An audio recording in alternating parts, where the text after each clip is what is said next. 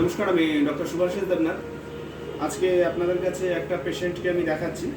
সেটা হচ্ছে পেশেন্টটা প্রায় 15 থেকে 16 বছর ধরে অস্টিওপোরোসিসের কারণে হাতের আঙুলগুলো এরকমভাবে বেঁকে গেছে, আপনারা দেখতে পাচ্ছেন। এরকম পায়ের আঙুলেও কিছুটা সমস্যা হয়েছে। আর পেশেন্টটার 7 থেকে 8 বছর এই হাতের রিস্টে এবং কোনোয়ে ব্যথা হচ্ছে, প্রচণ্ড ব্যথা ছিল।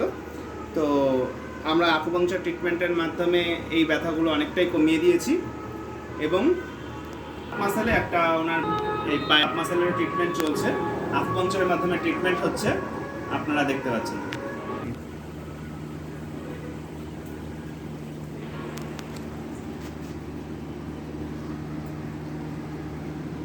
এবারেই কমে গেছে।